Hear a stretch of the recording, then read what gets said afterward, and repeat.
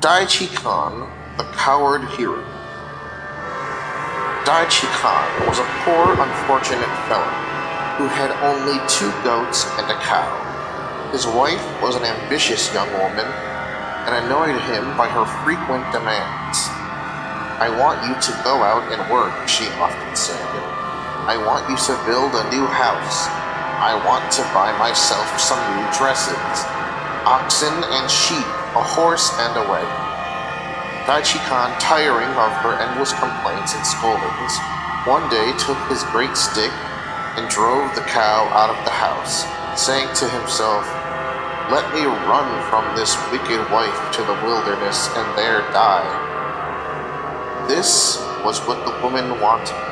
Thus he ran from her and wandered into the wilderness. When he was hungry, he milked the cow and drank the milk. And when he was tired, he mounted the cow. He was very timid, a typical coward. The sight of a running rat was enough to make him tremble. He thought, nevertheless, it is better to be torn by wild beasts than to become the slave of a wicked woman. One day, as the cow was pasturing on a green meadow and Daichi Khan was laying down lazily, the flies stung him. He cursed his wife and clapped his hands to kill the flies. Then he counted to see how many flies he had killed at one stroke, and lo, they were 7 in number. This encouraged him. He took his knife and carved upon his stick these words: "I am Daichi Khan. I have killed 7 by one stroke of the hand." Then he got astride the cow and rode away. After a long journey, he came to a green meadow, in the center of which there was a magnificent castle with an orchard around it. He let the cow graze in the meadow, and he lay down to sleep. 7 brothers lived in that castle. One of them, seeing Daichi Khan and his cow in the meadow, came to find who it was that had ventured to enter their ground. Daichi Khan was sleeping with his stick standing near him. The man approached, and reading the inscription was terrified. "What a hero," he thought to himself. "He has killed 7 men by one stroke of the hand. He must be a very brave man, else he would not dare to sleep here so carelessly. What courage, what boldness! He has come so far without arms, without a horse, without a companion. This man surely must be a great hero." He went and informed his brothers as to what he had seen, and all the 7 brothers came to pay their respects to the unknown hero and invite him to their humble home. The cow, being frightened by their approach, began to leap and bellow. Her voice wakened Daichi Khan, who, seeing 7 men standing before him, was terrified, and snatched his club, stood aside trembling. The 7 brothers thought that he was angry with them and was trembling on account of his wrath, and that he would kill all of them by one stroke of his stick. Thereupon they began to supplicate him to pardon their rudeness in disturbing his repose. Then they invited him to go with them, saying, "We are 7 brothers and have a great reputation as good fighters in this district, but we shall be entirely invincible if you will join us and become our elder brother. We will take great pleasure in placing our house and all that belongs to us at the service of such a hero as yourself." Hearing this, Daichi Khan ceased trembling and said, "Very well, let it be as you say." They took him to the castle with great pomp and served him a great banquet, at which all 7 brothers stood before him, folding their arms up upon their breasts and awaiting his permission to sit.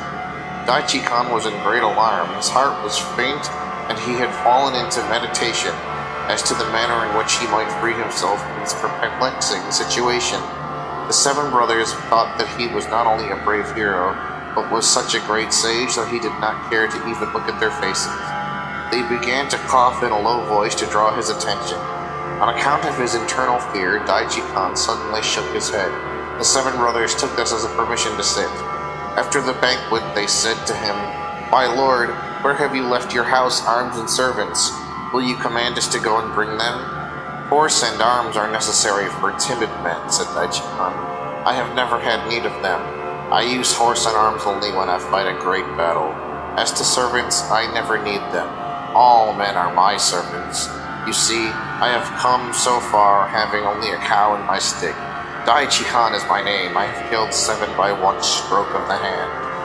Their esteem and admiration for Daichi Khan increased every day, and at last they were so much fascinated by his alleged bravery that they gave him in marriage their only sister, who was a very beautiful young maiden. Daichi Khan knew that he was unworthy, but he could not refuse such a gift. "Aye," he said, "I will do you the favor of marrying her, since you entreat me so earnestly."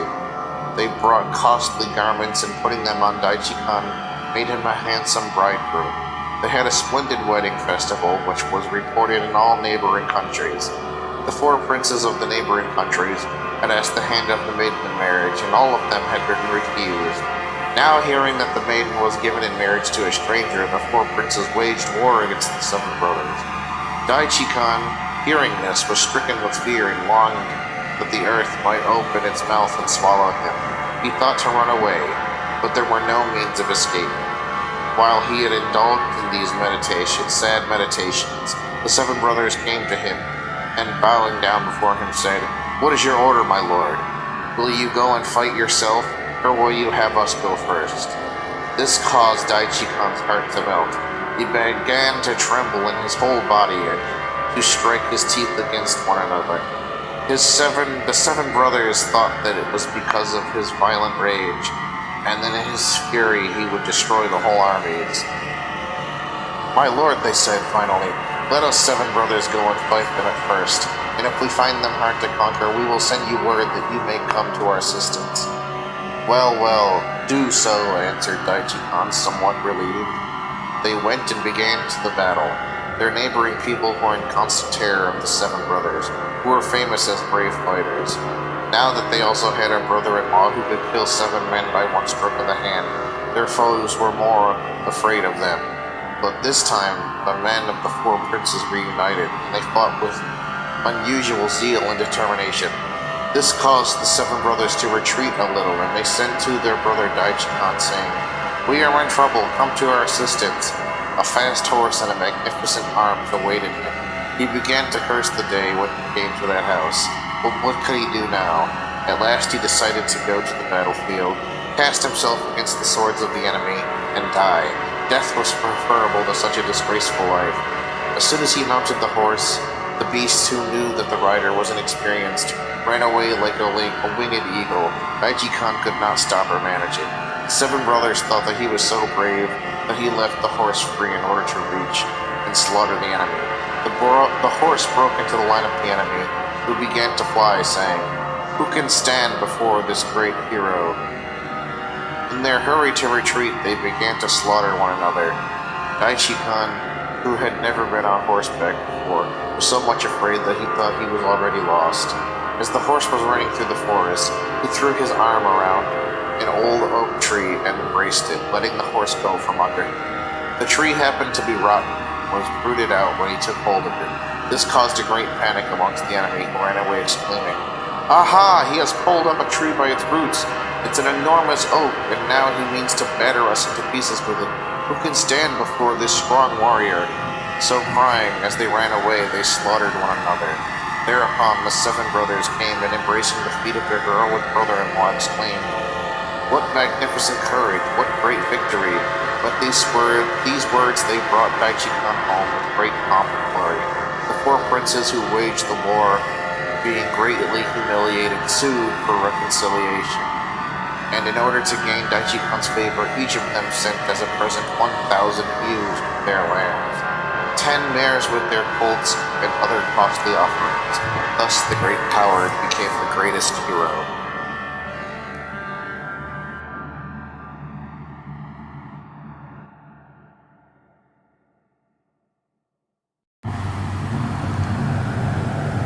The Bride of the Fountain. Somewhere I have heard that there was once 3 sisters, whose mother went to town to buy them dresses. On her way back to the village, she sat down by a fountain to rest. "Tush!"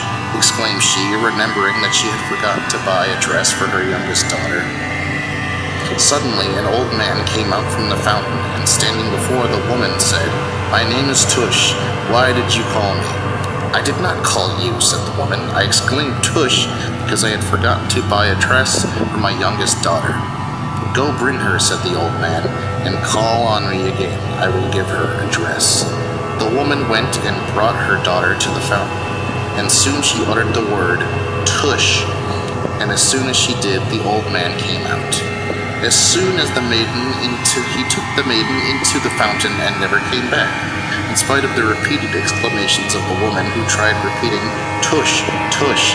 At last she gave up hope, and going home mourned the wonderful disappearance of her pretty daughter. After 1 or 2 months she went again to the fountain and uttered the word, "Tush."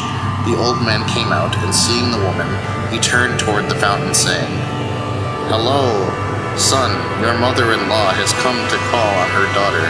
Why don't you send her out?" "Certainly," said a voice from within. "I will send her to pay a visit to her mother, as is the custom." In a few minutes the anxious mother saw her daughter come out from the fountain, dressed as a beautiful bride, and she took her home. "Mama," said the bride, "give me a separate room. My husband told me that he would come to me every night." The mother gave her a separate room. The bridegroom visited her every night in the shape of a partridge. He used to come to her at nightfall, and flapping his wings, perch on the window ledge. She opened the window and took him in. Every morning the partridge flew away before dawn. Her 2 sisters, envious of the happiness of their youngest sister, brought razors and nailed them around the window. At nightfall the partridge came flying. When he was perching on the window, he struck his wings against the razors, which wounded his body in several places. He was hardly able to fly back to his fountain, and there he was confined to his bed. He vowed to be revenged upon his bride, who he thought had put the razors on the window.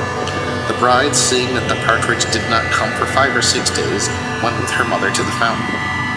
"Tush," they called, and lo, the old man came out, and turning to the fountain exclaimed, "Son, your bride and mother-in-law have come." "Oh, oh," cried the partridge from within, "I do not want such a bride. I beseech you, put on your eagle's suit and take her to the 7th heaven, and thence cast her to the torrid desert." Father Tush at once changed himself into an eagle, and carried the bride away, and cast her to the sandy desert. There she fell upon the sand, but did not die.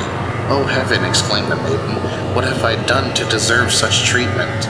She wandered about the desert without knowing where to go. At nightfall she buried herself in the sand to sleep. Soon there came 2 conjurers, who sat down near her. They conjured, and lo, innumerable great serpents gathered around them. They sat in council, inquired of each other, and prepared remedies for 1,001 diseases. For razor cuts they devised this remedy: wash the patient with the first milk from the breasts of a woman, and put upon the wounds the dried blood taken from a young woman's veins. On the 3rd application the patient will be healed. The maiden, who was listening to them attentively, kept that remedy in mind, and on the following morning started for her husband's fountain. After a long journey she came to her own country, begged from the village woman a mother's first milk, and opening one of her own veins, got some blood which she dried in the sun, and then went to the fountain disguised as a lad. "Tush!" she exclaimed, and the old man came out. "What do you want?" said he. "I am a doctor," she said. "I had forgotten to get some of my medicines in the village, therefore I said tush." The old man went in and informed his son that there was a human doctor on the fountain. "Bring him in," said the lad, "and let us see if he can administer some remedy to my wounds." The maiden went in, and after an examination said, "I can heal you within 3 days." She washed him with the breast milk and put the dried blood on the wounds, and on the 3rd day the lad was healed. "What do you want me to pay you?" said the lad. "I do not want anything," said the maiden. "I wish only you to remember my name." "What is it?" asked the lad. "Incense Tree is my name," said the maiden. "Ah," exclaimed the lad, "that is my wife's name." "I am your wife," said she, throwing away her masculine attire. She fell on his neck sobbing, and told him how without a fault she was. They loved each other thereafter, and are still living in that deep fountain. 3 apples fell from heaven, one for me, one for the storyteller, and one for him who entertained the company.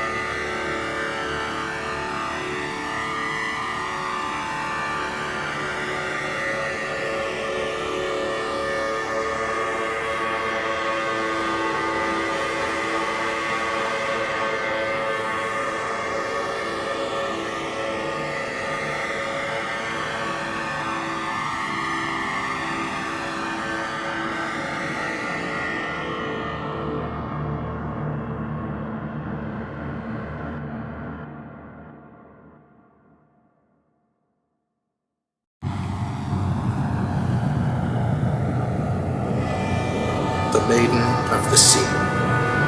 There was an old woman and her son who lived on the sea coast. She used to cast a loaf of bread into the sea every morning. One day she said to her son, "My son, I am getting old, and I feel that I shall soon die. Listen to my advice, and every morning cast a loaf of bread into the sea." The old woman died, and the lad continued casting a loaf of bread into the sea every morning. One evening, as he came back home from his work, he was surprised to see the house swept and cleaned. Another day, he put some meat in the cupboard, and in the evening, lo, the meat was cooked and the table was ready for him. This was repeated several times. One day, he hid himself under the stairs. Soon a splash of water was heard in the sea, and lo, a big fish cast itself onto the threshold. At once the skin of the fish fell down, and out of it came a maiden as beautiful as the shining moon. She swept the house clean, and finishing the kitchen work, was just going out of the door when the lad took hold of her. "Mama, Mama, help me!" exclaimed the maiden. Immediately a voice came from the sea. "Be not afraid, daughter. That is my son-in-law." By the will of God and the permission of the mother, the maiden became the bride of the lad. At once the priest was called, who performed the marriage ceremony, and for 7 days they celebrated the wedding festival. One day, as the bride was working with a needle before the window, the prince, who was taking a walk in his seashore orchard, saw her and was enchanted by her beauty. Finding out that she was a married woman, he decided to destroy her husband and get her hand in marriage. He immediately summoned the lad and said, "I want you to make me a tent so large that all my army may be accommodated in it, and yet half of it remain empty. I will give you 3 days' time to prepare it. If you don't make it ready by that time, your head shall be cut off and all your property confiscated." The lad came home with a sad face. What should he say to the prince at the end of the 3rd day? Surely his head should be cut off. The bride, seeing him, said, "How now, husband? What is the matter? Why are you sad today?" "Nothing," answered the lad, sighing. "Nay, your face is changed," said the bride. "I pray you, what is the matter?" The lad told her what the prince had ordered him to do. "Never mind, husband," she said, and putting her head out the window toward the sea, she cried, "Mama, Mama, send us up our small tent, please. We want to go a-camping." The small tent was thrown up from the sea. The lad took it to the prince. It took his servants 7 days to pitch it. Not only the prince's army, but all his people were accommodated in it, and yet half of it was empty. "This is right well," said the prince, "but you see, there is no furniture to put on the ground. I want you to bring me a rug to suit the tent exactly. If you don't bring it in 3 days, your head shall be cut off." The lad told his wife, and she asked her mother to send up the small rug, which was taken to the prince. The prince next day bade the lad fetch him a cluster of grapes so large that all his army might eat, and not be able to finish it. On the following day, that was also brought. Then the prince wanted him to bring him a 3-day-old baby who could walk and talk and like grown people. This time the lad was dismayed because it was a sheer impossibility. He would surely lose his head this time. "Never mind that, husband," said his wife. And turning towards the sea, she cried, "Mama, send up here the baby for a while. We want to see him."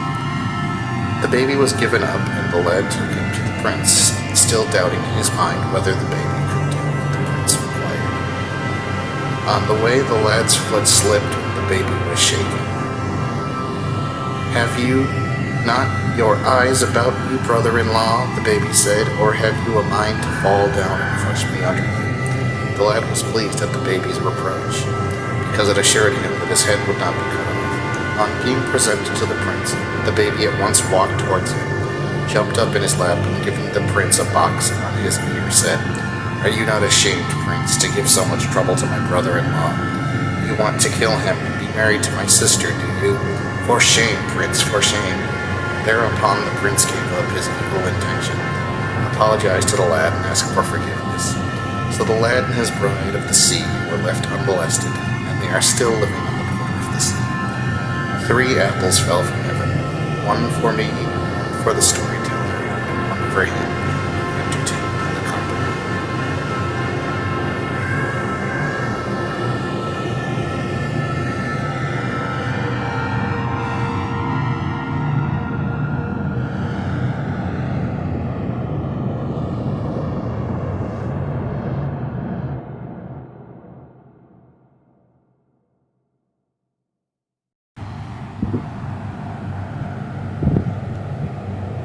The Golden Maiden.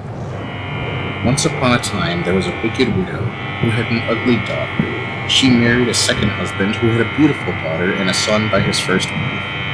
The stepmother hated the two motherless children and used every means to persuade her husband to take them away to the mountains and abandon them as prey to wild beasts. The poor man loved his children, but being frail, was unable to resist the frequent importunities and threats of his wife. Therefore, one day he put his bread in a bag, and taking the two children went to the mountains. After a long journey, they came to a lonely wilderness. The man said to the children, "Sit here and take a little rest," and then turning his face away, he began to sob bitterly. "Father, Father, why are you weeping?" exclaimed the children, and they also began to weep. The man opened the bag and gave them bread, which they soon ate. "Father," said the boy, "I am thirsty." The man drove his stick into the ground. Placing his cloak over the stick, said, "Come, children, sit here under the shadow of this cloak. I will go and see if there is a fountain nearby." The children seated themselves under the cloak, while their father disappeared behind the trees and rocks. After waiting a long time, the two innocent children grew tired and began to ramble about in search of their father, but in vain. "Father, Father," they exclaimed, but only the echo of the mountains returned them answer. "Father, Father."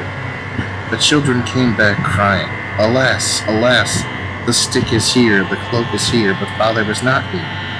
Thus they cried for a long time, but seeing that nobody appeared, they rose up, and one of them took the stick and the other the cloak, and they began to wander about, not knowing where to go. After a long ramble, they came to a place where some rain water had gathered on the ground, in a print made by the hoof of a horse.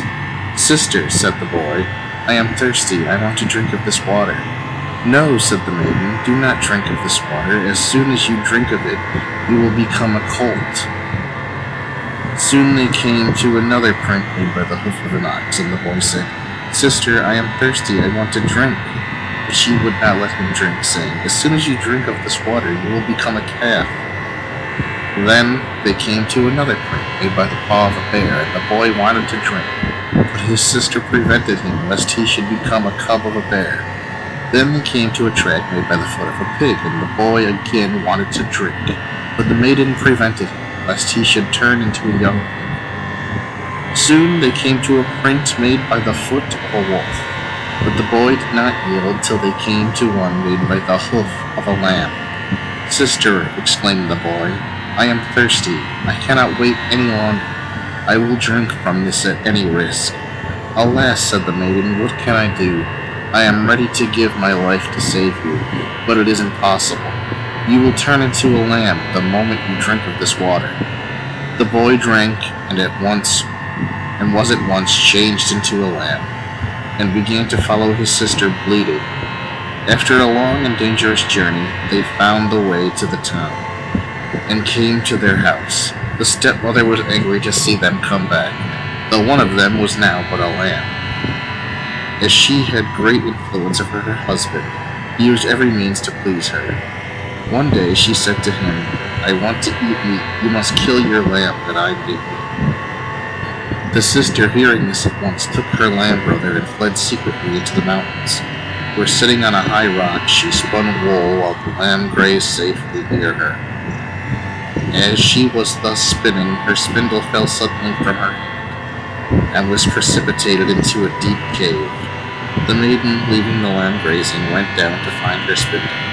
Entering the cave, she was surprised to see an old fairy, a dame 1,000 years of age, who, perceiving the maiden, exclaimed, "Maiden, neither the bird with its wing nor the snake on its belly can enter here. How could you venture to come hither?"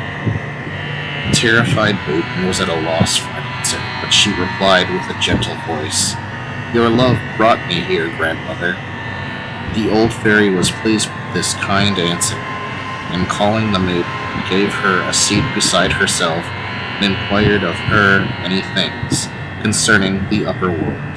The more she talked with the maiden, the better she liked her, and she said, "Now you are hungry. Let me bring you some fish to eat." She went into the cave and returned with a plate full of cooked snakes, at the sight of which the maiden shuddered with horror and began to weep. "What is the matter?" inquired the old dame. "Why are you weeping?" "Nothing at all," answered the maiden shyly. "I remembered my dead mother, who was so fond of fish, and therefore I wept." Then she told the old dame her sad story of the ill treatment of the wicked stepmother. The fairy woman was very much interested in what the maiden told her, and said to her, "Be seated and let me sleep in your lap. In yonder fireplace there is a plowshare heated in the fire. When the black fairy passes, do not wake it, but when the red and green fairy passes, at once press the red-hot plowshare on my feet, that I may awake." The poor maiden shuddered with fear, but she could do nothing but consent. Accordingly, the old fairy woman lay down on the maiden's lap and slept. Soon a fairy as black as night passed through the cave, but the maiden did not stir. After him, the red and green fairy appeared. The whole cave was gilded with his radiant beams. The maiden at once pressed the red-hot plowshare at the feet of the sleeping fairy woman, who immediately started up exclaiming, "Oh, what is biting my feet?" The maiden told her that nothing had bitten her, but it was the red-hot plowshare that she felt, and that it was time to get up.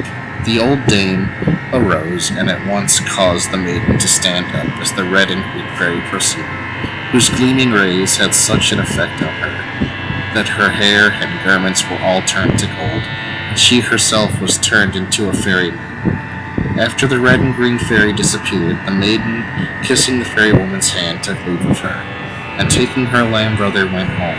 Seeing that the stepmother was not at home, she at once took off her golden garments, and hiding them in a secret corner, put her on her old rags. Soon the stepmother entered, and seeing the golden hair of the maiden, exclaimed, "How now, little elf, what did you do to your hair to turn it into gold?" The maiden told her what had taken place. On the following day, the stepmother sent her own daughter to the same spot. There, on purpose, she let her spindle fall, and entered the cave as if to pick it up.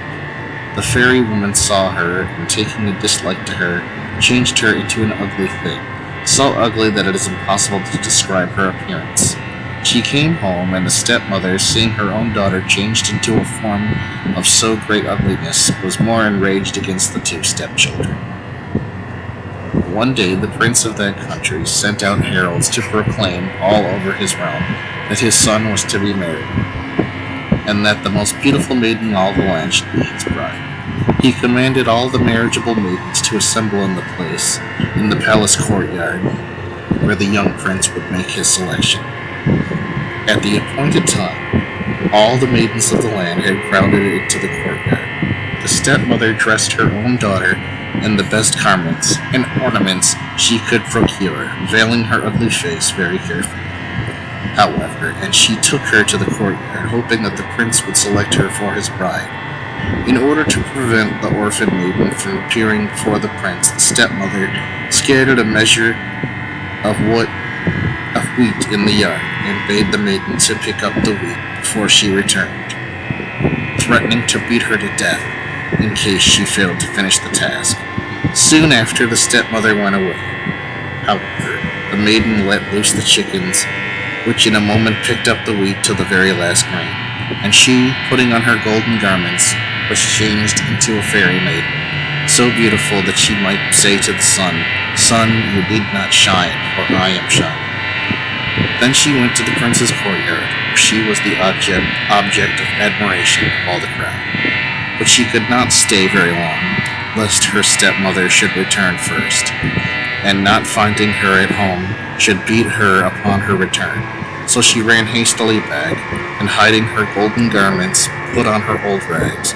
But in her haste she had dropped one of her golden slippers in the prince's fountain. Soon the young prince, who had looked at the maidens without making a selection, came on horseback, leading his animal to the fountain to water him. But the horse was frightened by the radiant beams from the slipper. The servants immediately entered the fountain, and taking out the slipper, gave it to the prince, who, seeing it, at once declared that the maiden who wore that slipper should be his bride. He and his peers began to search every house, and try the feet of the maidens to find true owner of the slipper. They had just approached the house of the golden maiden when the stepmother took her and hid her in the great kitchen pit, which is used as a furnace, presenting her own ugly daughter as the owner of the golden slipper. Of course, the slipper did not fit. As the prince and his peers were leaving the house, the cock flying from his roost, perched on the top of the door, and cried, "Goo goo la goo goo, the golden maiden is in the pit." The pit was immediately opened, and lo, the maiden jumped out.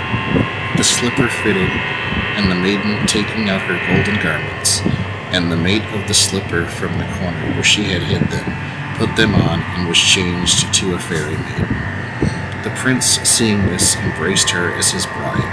Taking the lamb brother with them, they went to the prince's palace, where the nuptials were celebrated for 7 days and 7 nights. One day the stepmother took her own daughter and went to the prince's palace to pay a visit to her stepdaughter, who conducted them to the prince's orchard for a walk.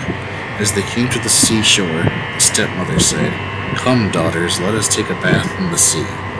No sooner had they entered the sea than the stepmother, intending to drown the golden bride, pushed her into the deep water. A great fish, however, chanced to be there and swallowed her. The mother at once gathered up the golden dresses of the bride, and putting them on her own ugly daughters, brought her to the palace. There she left her in the place of the golden bride, veiling carefully her ugly face. The true bride remained in the belly of the fish for 7 days. One day, very early in the morning, she heard the sexton ringing the bell and inviting the people to church. She cried to him from the belly of the fish, "Sexton, sexton, who ring your morning bell? Crossing your face, send the devils to hell. For God's sake, go to the young prince and tell, let him not kill my lamb brother or sell." The sexton, hearing this call repeated several times, went and informed the young prince, who had by that time discovered the loss of his fairy bride. He immediately came to the seashore where the sexton had heard the voice. Once more it was repeated, and the prince recognized it as the voice of his bride. He drew his sword and leaped into the sea, splitting the fish's belly. He drew out his bride, and taking her into his arms, brought her to the palace. Soon he called the stepmother before him, saying, "Now, kind mother, which gift do you prefer, a nimble-footed horse or a keen sword?" "Let your keen sword stab your enemies," answered the stepmother, overjoyed with the expectation of a valuable present. "I will have the nimble-footed horse." "I take you at your word," said the prince. "You shall have the horse." He ordered his men to bind the stepmother and her ugly daughter to the tail of a wild horse. It was done, and the horse being whipped carried the 2 wicked women away to the mountains. They were thrown from the stone to stone, and from tree to tree, until they were dashed into pieces. The wicked persons being punished, the prince celebrated a new nuptial for 40 days and 40 nights, because he had found his long-lost golden bride. She, being released from her rival, thenceforth enjoyed a happy life with her lamb brother. 3 apples fell from heaven, one from me, one for the storyteller, and one for him entertained the company.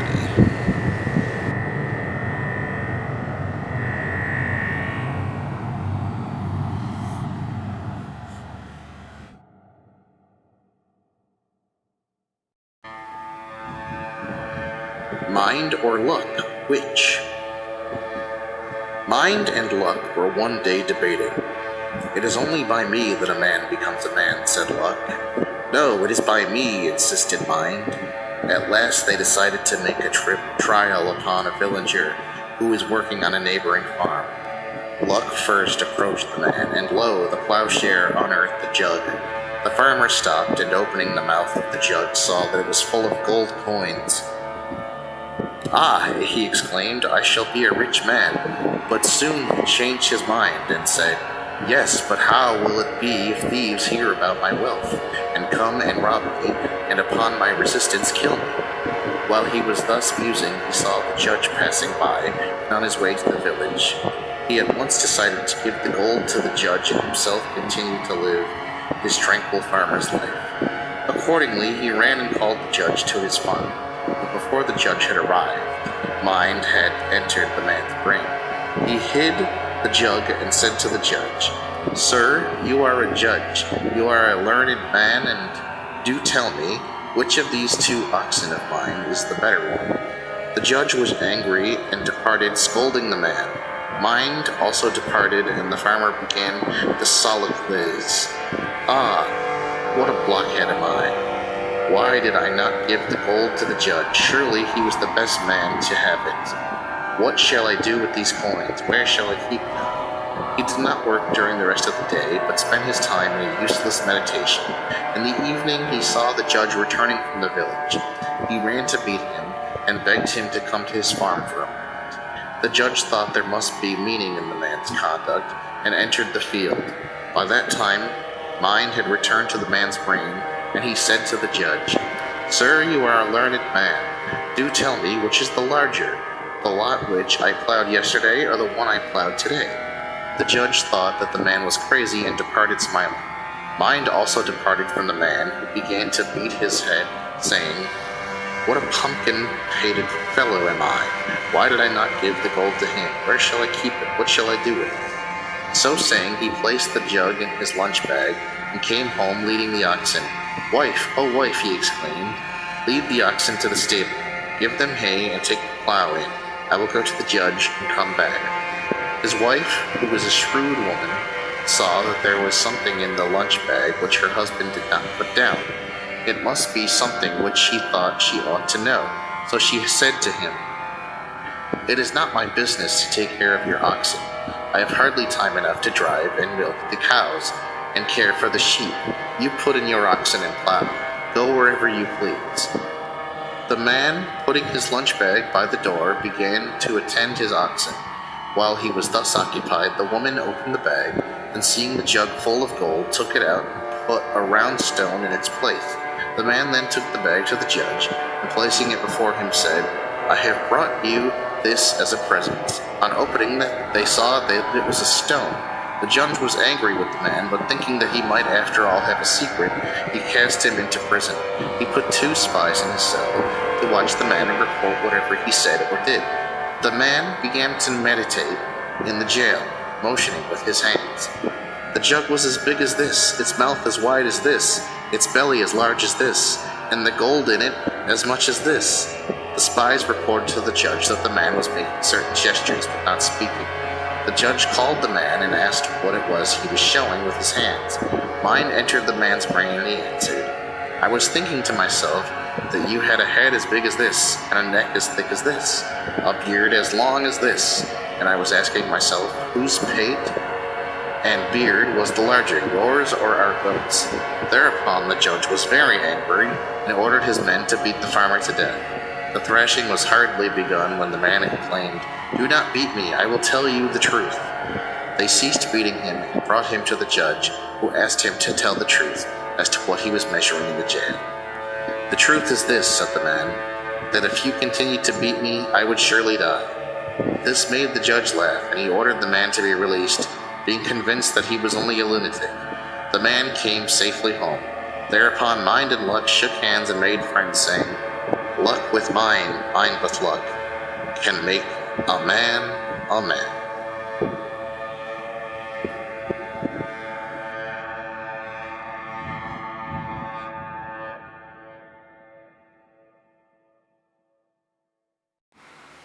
The Clever Weaver. Once upon a time, the king of a far country was sitting on his throne, listening to the complaints of his people and judging between them. That morning there had been fewer cases than usual to deal with, and the king was about to rise and go into his gardens, when a sudden stir was heard outside, and the Lord High Chamberlain entered, and inquired if his majesty would be graciously pleased to receive the ambassador of a powerful emperor who lived in the far east, and was greatly feared by the neighboring sovereigns.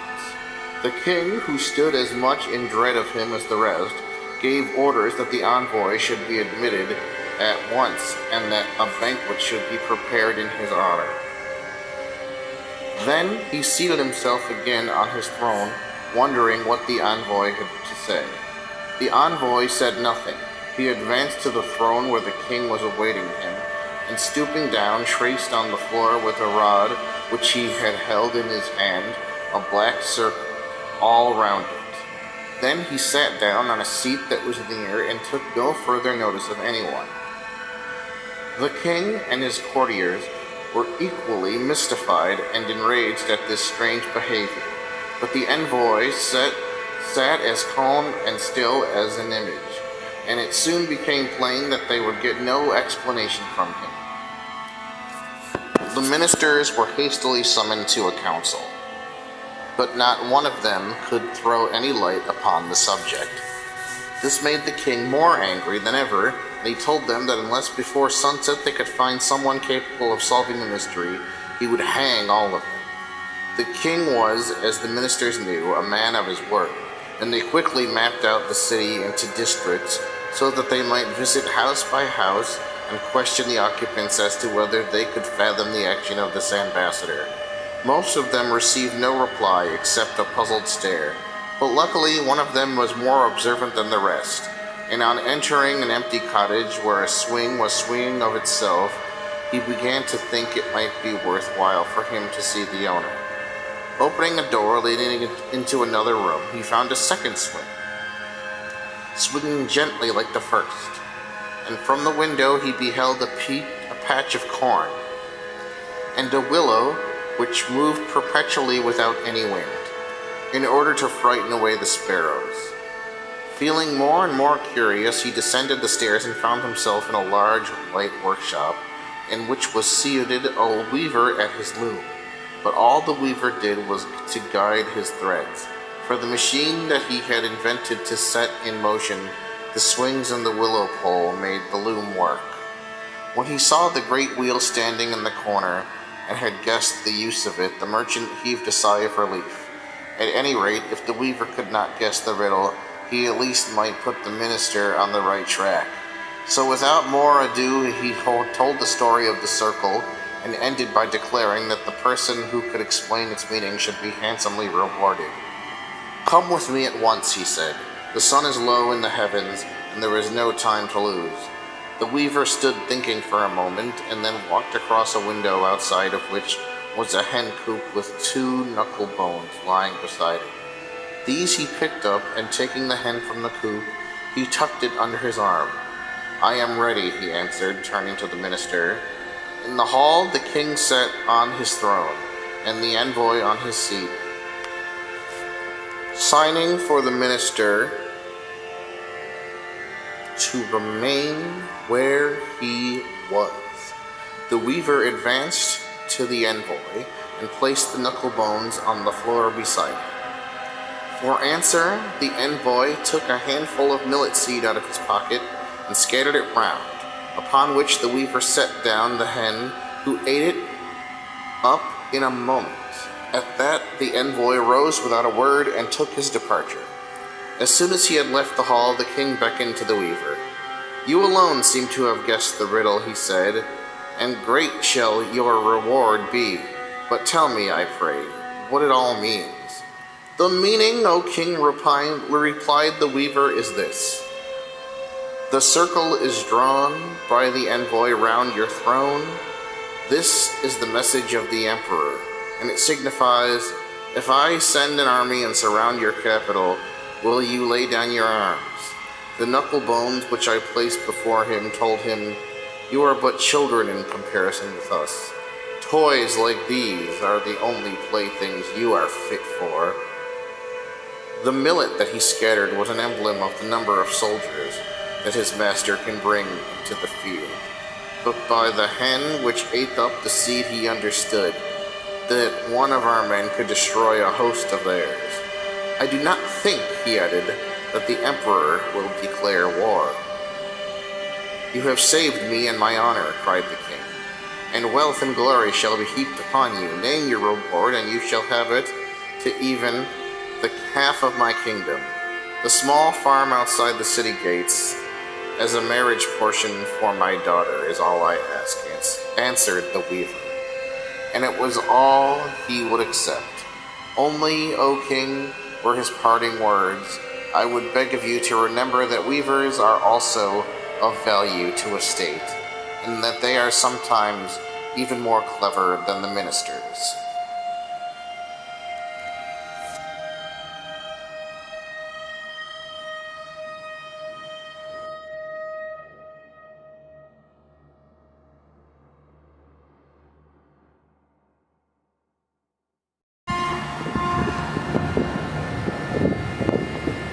Solomon and Rostam.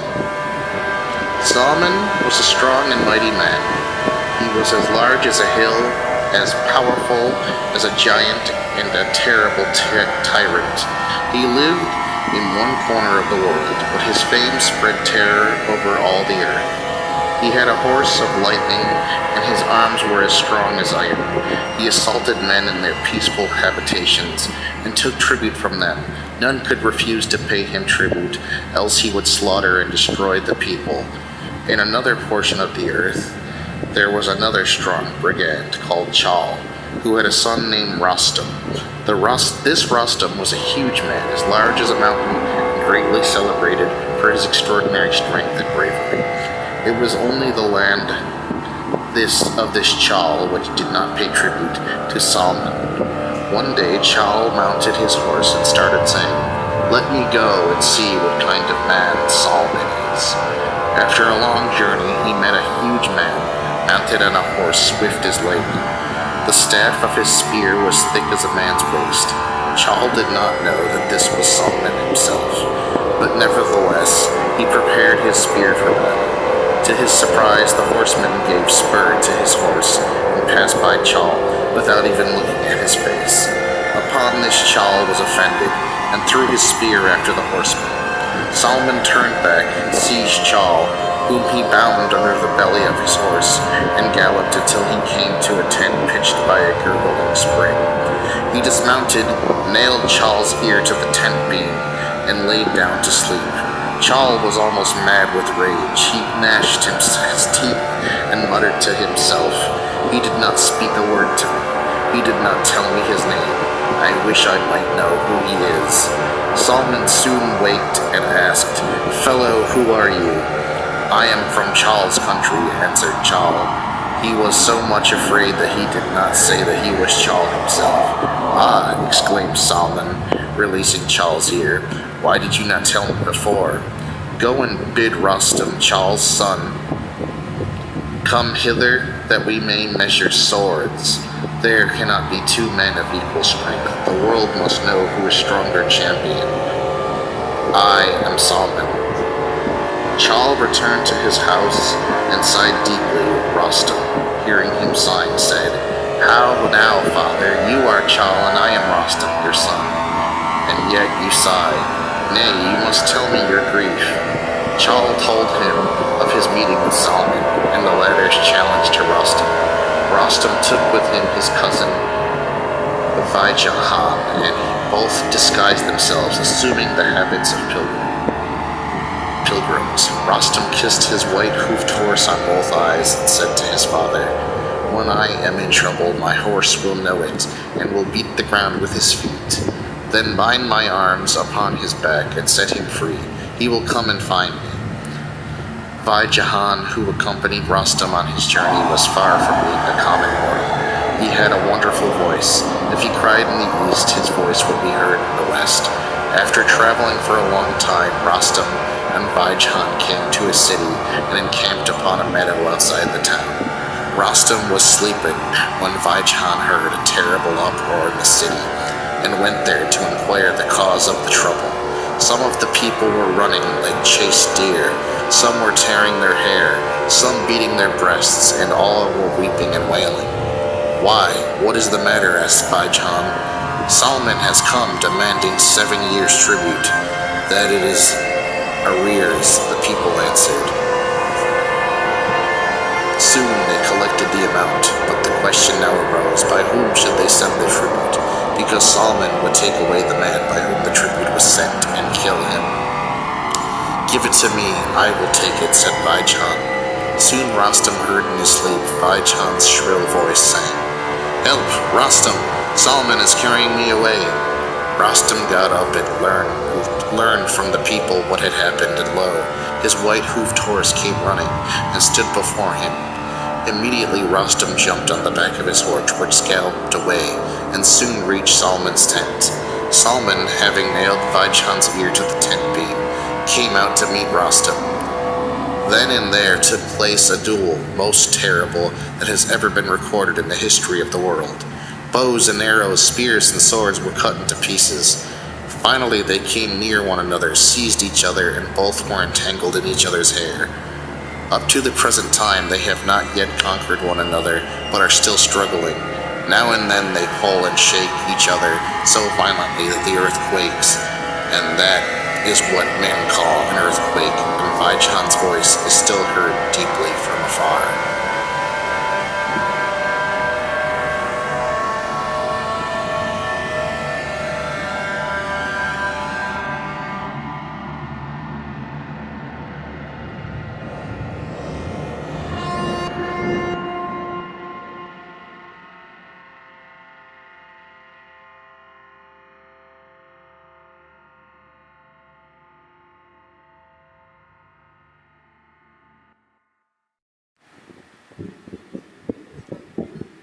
Simon, the friend of snakes.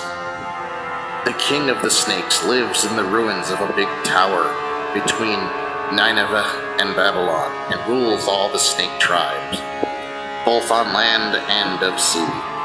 Once the king's son, who was viceroy of the province of Diyarbakir, wrote a letter to his royal father as follows: "Long live the king, may heaven bestow upon you life everlasting. Amen. Be it known to you that your daughter-in-law and grandchildren were sick last summer, and the doctors advised that they must have a change of climate, and must go to Mount Ararat and bathe in the pure streams and eat its fragrant flowers, and this will immediately heal them. Consequently, I sent her and the children with their attendants to Mount Ararat. I also wrote letters to the provincial viceroys and princes to assist the princess and her train during their sojourn in that district. But the prince of Azerbaijan, after receiving my letter, instead of giving help to the traveling princess, collected his troops and assaulted her and her train. The attendants of the princess met them bravely, and there at the foot of Mount Ararat occurred a bloody battle, which would doubtless have resulted in the total defeat of the princess's train on account of the superior numbers of the enemy. If a human being, Simon the shepherd, who was tending his flock in a neighboring field, had not come to the assistance of our fatigued combatants, he took his great club and, entering the ranks of the warriors, beat and killed and pursued the assaulting brigands of the prince of Azerbaijan, and saved the life of your daughter-in-law, who thus came safely through this perilous journey. You see, my liege, that there is good even among men. I will punish the vile prince of Azerbaijan for his wicked conduct, but it remains for you to reward the goodness of this noble human being as you deem best, and oblige your affectionate son." The king of the snakes, receiving this letter, took with him a vast quantity of gold and jewels, and went to his palace, in a ruined castle between Aleppo and Diyarbakir. He posted his attendants on the highways to keep watch and inform him when shepherd Simon should pass. The shepherd was employed by dealers in livestock, who did business with Damascus and Aleppo, and was now on his way to Aleppo. As soon as he approached the palace of the Snake King, the watchers informed their sovereign, and in the twinkling of an eye, the whole army of snakes stood near the highway and began to conjure. Simon the shepherd felt a strange dizziness. The heavens above and the earth below seemed to change. He stood there bewitched. He opened his eyes, and lo, he was surrounded by innumerable snakes of all sizes. Upon a golden throne was sitting a snake as thick as the body of an elephant, and upon his head there was a crown of costly jewels and diamonds. One of the snakes read a paper praising the goodness of the shepherd, his natural fondness for the snake tribe, and his gallant defense of the weak and the wronged. "Now, noble human being," said the king, "here is gold for you, precious jewels and diamonds. Take as much as you like, and in addition to these, if you have a desire in your heart, tell me, and I will cause it to be satisfied." Simon, after filling his shepherd's bag and his pockets with gold and jewels, said, I wish to understand the language of all animals, reptiles and birds. Let it be so, said the king, but the day on which you shall tell anything of what you have seen or heard, you shall die. The spell was removed, the snakes vanished, and Simon the shepherd returned to his home near the foot of Mount Ararat. On the way he heard the animals talking, and lo, they all knew the secrets of men, and foretold events that would happen. Sometimes he laughed at what he heard, and sometimes he was terrified, so that his hair stood erect upon his head. He entered his native village, and lo, all the dogs, cats, chickens, and even the long-legged storks were hallooing, another would say, Simon the shepherd has come. His bag and his pockets are full of gold and jewels. Simon came to his house and put his treasure before his wife, who, being a very curious young woman, instantly asked him where and how he obtained so much wealth. Enjoy it, but never ask, answered Simon. Simon heard his dog and chickens talking in regard to the secrets of his house. Sometimes he laughed and sometimes he was angry. His wife, noticing Simon's strange conduct toward the animals, asked the reason. He refused to tell, but she begged and importuned him, weeping all the time. Finally, he could resist her entreaties no more, and he promised to tell her everything on the following day. That evening he heard the dog talking to the cock, which was leading the chickens to roost, chuckling and gurgling. Tell me, Master Rooster, said the dog, what is the use of all your chuckling and gurgling, since our master has promised his wife tomorrow to tell her everything? He will die. People will come and kill you, shoot me, and plunder and ruin everything which belongs to our master. The sooner that it is ruined, the better, answered the rooster contemptuously. I have a family of 40 wives who are all obedient to me. If our master was as wise as he was rich, he would not pay attention to the vain inquisitiveness of his young wife. He himself would not die, and no harm would befall us or his house. But now he deserves death. Hearing this, Simon was advised. He seized his great club and stood before his young wife, saying, Wife, you must stop trying to compel me to tell you the secret. Be content with what you have, else by heaven I will beat you to death. The woman, seeing the club brandished over her head, put an end to her inquiries and thereafter enjoyed a happy life.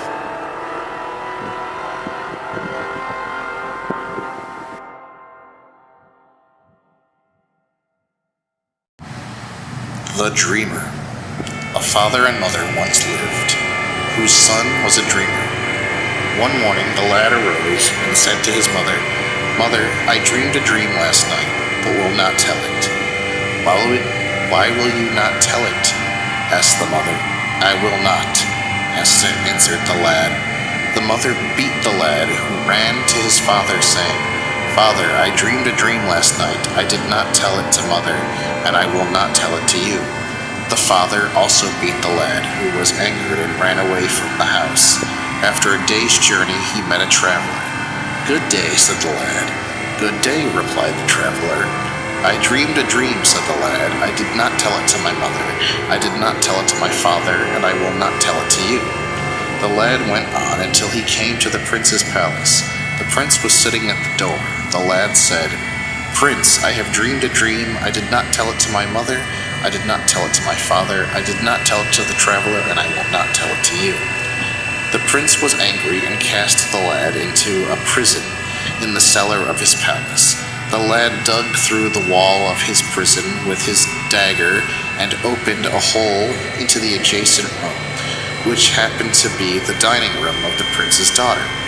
The lad, finding the maiden's food in the cupboard, ate it all and withdrew to his prison. Soon the maiden came in, and lo, the food was eaten. This was repeated on several days. The maiden was very anxious to know who it was who ate her food, and one day, hiding herself in her wardrobe, she began to watch. Soon she saw the lad, who, lifting a great stone, opened a hole in the wall, crept into her room, took the food from the cupboard, and began to help himself. She jumped out, and taking hold of the lad, said, Who are you, young man? I dreamed a dream, said the lad. I did not tell it to my mother. I did not tell it to my father. I did not tell it to the traveler. I did not tell it to the prince. The prince cast me into this prison, and I dug a hole with my dagger and came here. I am at your mercy." The maiden fell in love with the lad, and thereafter cherished him not only with her food, but with her love, and they accepted one another as husband and wife. One day the king of the east sent messengers to the prince bearing a stick, which had both ends equal, saying, "Now tell me which is the bottom and which is the top of the stick. If you solve this well and good. If not, you must give your daughter in marriage to my son." The prince called all his wise men into council, but no one could solve the riddle. The princess told it to the lad. The lad said, "Go and tell your father to tell them to cast the stick into the pond. The bottom end will sink the deeper the water." They did so, and the riddle was solved. The following day, the king of the east sent 3 horses, all being exactly the same size and having the same appearance, saying, "Which is the 1-year-old colt, which is the 2-year-old colt, and which is the mother? If you solve this, well and good. If not, you must give your daughter in marriage to my son." All the learned men of the prince could not solve this riddle.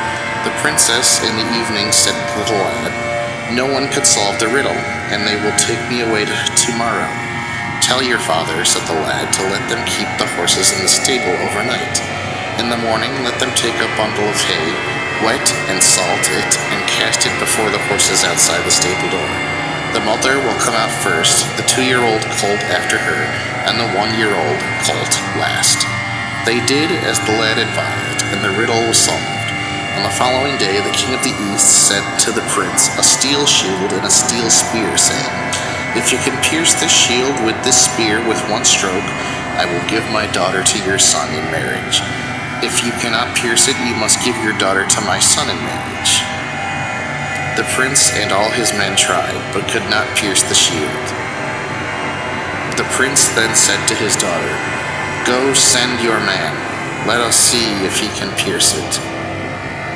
The lad came and at one stroke pierced the steel shield with a steel spear. Now the prince had no son, therefore adopted the lad, who was already his son-in-law, and made him heir apparent to his throne. Thereupon the lad set out to go and bring the daughter of the king of the east. After a long journey he met a man who was kneeling down with his ear close to the ground. "What man are you?" asked the lad.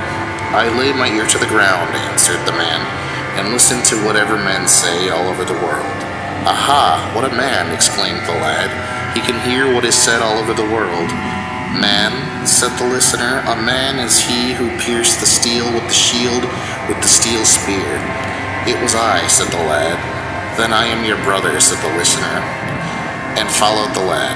After another long journey they met a man who was standing with one of his feet upon Mount Ararat, and the other upon Mount Taurus. "Aha, what a man!" exclaimed the lad. "He strides over the world." "Man," exclaimed the colossal strider, "a man is he who pierced the steel shield with the steel spear." "It was I," said the lad. "Then I am your brother," said the colossus, and followed the lad. After a long journey they met a man who was eating all the loaves baked in 7 ovens, and still crying, "I am hungry, I am famishing, for heaven's sake give me something to eat." "Aha," said the lad, "what a man, whom 7 ovens continuously baking cannot satisfy."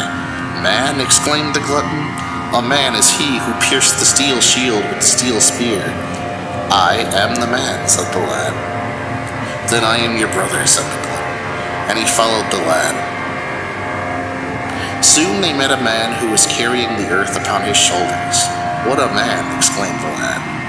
"Man," replied the carrier of the earth, "a man is he who has pierced the steel shield with the steel spear." "I am the man," said the lad. "Then I am your brother," said the carrier of the earth, and he also followed the lad. Soon they met a man who was lying flat on the bank of the Euphrates and drinking the river dry, but still crying, "I am thirsty, I am dry, more water for heaven's sake." "Aha, what a man!" exclaimed the lad. "The river Euphrates does not satisfy his thirst." "Man," exclaimed the river drinker, "a man is he who pierced the steel shield." "I am he," said the lad. "Then I am your brother," said the river drinker, and followed the lad. They soon met a shepherd, who was blowing his horn, and lo, hills and valleys, plains and forests, men and beasts were dancing. "Aha, what a man!" exclaimed the lad. "All the world is dancing to his music." "Man?" returned the shepherd. "A man is he who pierced the steel shield." "I am he," said the lad. "Then I am your brother," said the shepherd, and he followed the lad. Now they were 7. "Brother, steel shield, steel spear," said the 6 adopted brothers to the lad. "Where shall we go now?" "We shall go and bring the daughter of the king of the east," answered the lad. "You are worthy of her," said his 6 companions. Soon they arrived at the king of the east, who seeing them said to his servants secretly, "These 7 fellows have come to take away my daughter. Heaven forbid, they are bashful lads and will hardly eat a bowl full of soup. Now go and bake 21 ovens full of bread, and make 21 cauldrons full of soup, and put it all before them. If they can eat all at one sitting, I will give them my daughter. If not, I will not." The lad and his crew were entertained in an apartment some distance from the king's apartment, where he was giving these instructions to his men. The ground listener, hearing the king's order, said to the lad, "Brother Steel Shield, Steel Spear, did you hear what the king has said to his men?" "No, blockhead," said the lad. "How can I hear him while he is in another apartment far from us?" The ground listener said, "They are going to serve us 21 horse loads of bread and 21 cauldrons full of soup. And in case we fail to eat all at one meal, they will refuse to give us the princess." "Be of good cheer," said the ravenous eater. "I take the responsibility upon myself." On the following day, all the bread and soup was served to one man, and there was not enough to gratify him. He was still crying, "I am hungry, I am famishing, give me something to eat." "A plague upon these fellows," said the king to his peers. "We could not satisfy one. What if all the 7 should eat? Now I tell you what to do. Entertain them in another house, bring them quantities of wood and rushes at night, and pile them round the building. In the middle of the night, when they are asleep, set fire to the piles. Thus they will perish, and we shall get rid of them." The ground listener, hearing everything, told it to the lad. "Never mind," said the river drinker. "I can keep in my stomach water enough to extinguish their fire." He went back and drank all the neighboring rivers dry, and he came back and went to bed. At midnight they saw that the house was on fire. The river drinker blew upon the flames, and lo, a stream of water began to flow from his mouth. It not only extinguished the flames, but drowned all those who were making the fire. That caused the king to be more angry still, and he said to his peers, "Let come what may, I will not give up my daughter." "Now it is my turn," said the earth carrier. "If he does not give us his daughter, I will carry away his whole kingdom." He had hardly finished his words when he put his shoulder under the ground of the king of the east, and lo, he took on his back the whole realm. Then the shepherd began to blow his horn, and the mountains and valleys, plains and forests, and all living creatures in them began to dance. The strider of the world walked before them, opening the way. And so the procession went on with great merriment. Thereupon the king began to weep and beg them, saying, "For heaven's sake, leave me my kingdom, take my daughter and go." Then the earth carrier set the kingdom down in its place again. The shepherd ceased blowing his horn, and the universe stopped dancing. The lad thanked his 6 brothers for their valuable service and sent them to their homes, and he himself took the maiden and came to the prince's city, where a wedding festival was celebrated for 40 days, and he married this maiden also. He sat down with the baby born during his absence in his arms, and his 2 wives, one on each side, and calling his father and mothers to him, said, "Now shall I tell you what my dream was?" "Yes, what was it?" said his parents. "I dreamed in my dream," said the lad, "that there was one sun upon my right side and another sun upon my left side, and a bright star was twinkling upon my heart." "Was that your dream?" said they. "Yes, that was my dream," said he. "This tale was a dream. The sender of dreams has sent 3 apples from above, one for him who told the story, one for him who asked that the story be told, and one for him who listened to the story."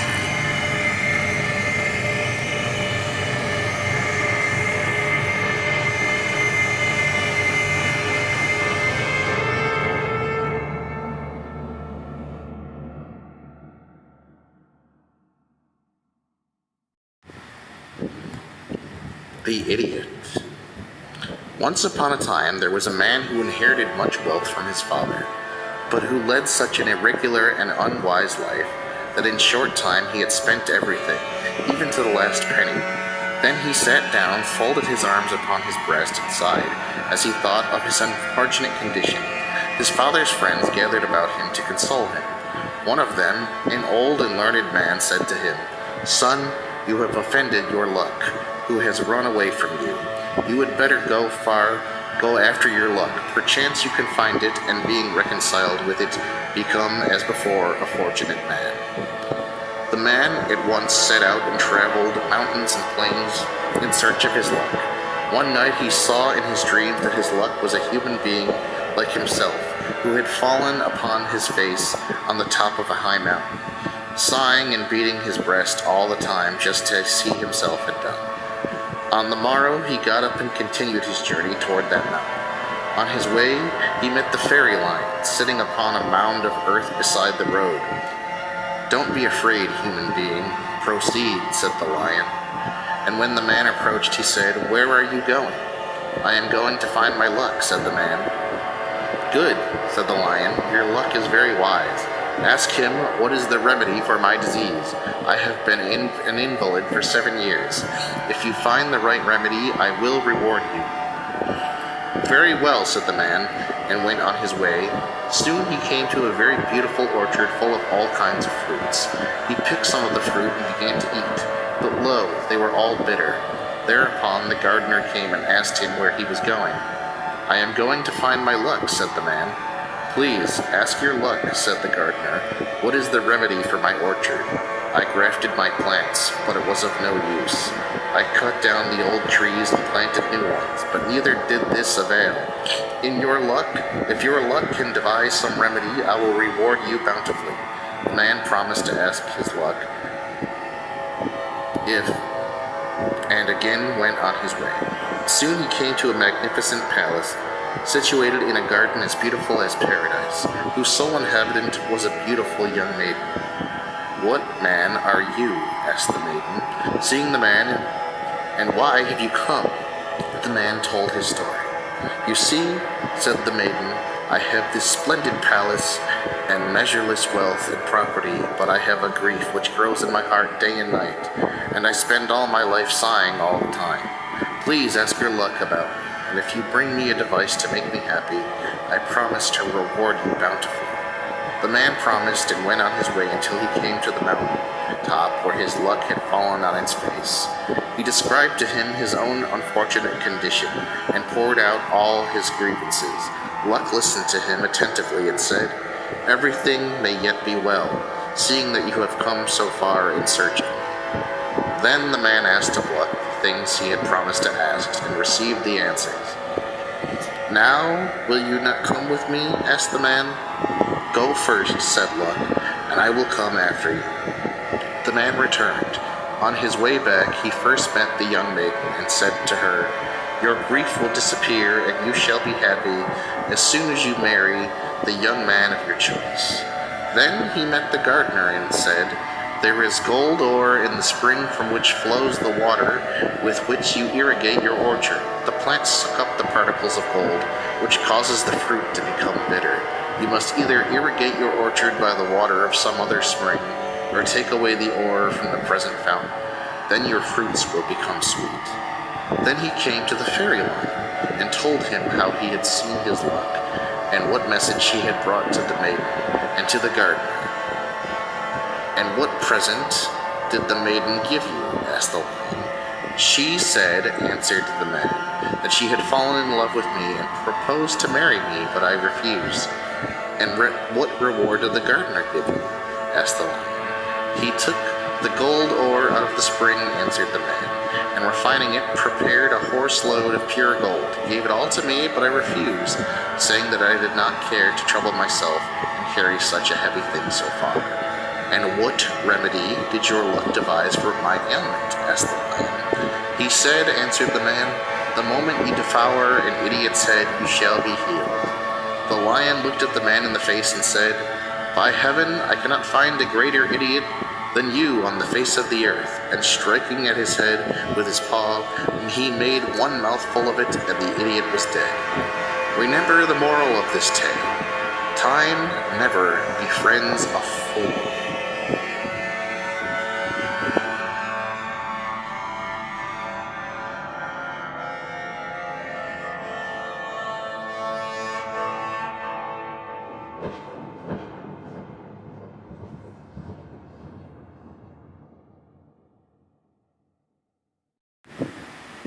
The Old Woman and the Cat.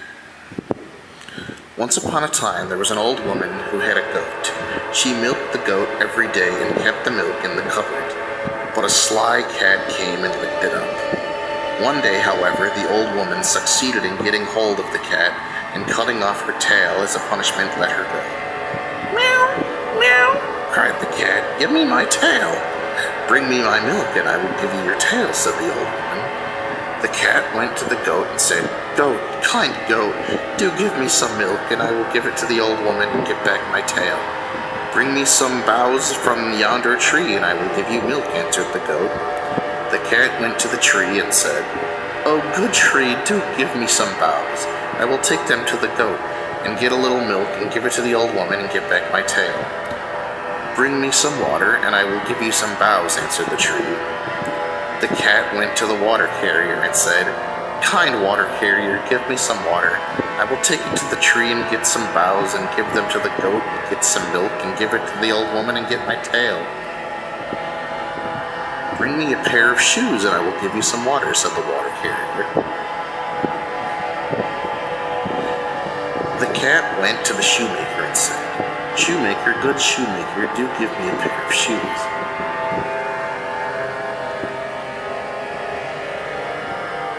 "I will give them to the water carrier, who will give me some water.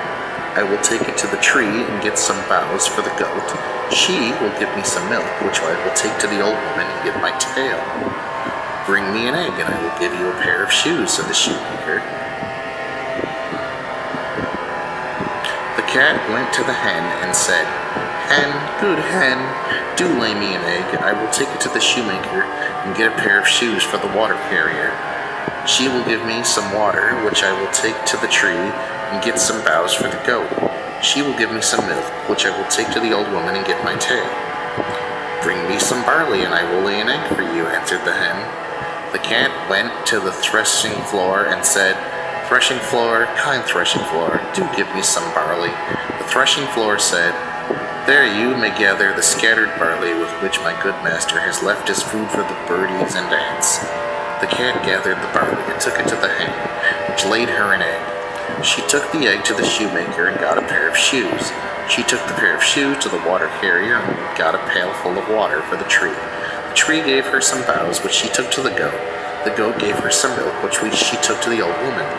"Here is your tail," said the old woman, "and be careful hereafter not to steal my milk."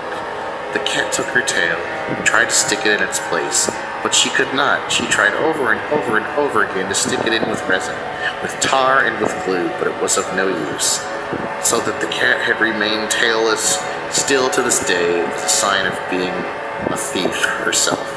Moral: wickedness is always punished. Nothing valuable can be gotten without labor. The mark of great sin cannot be erased.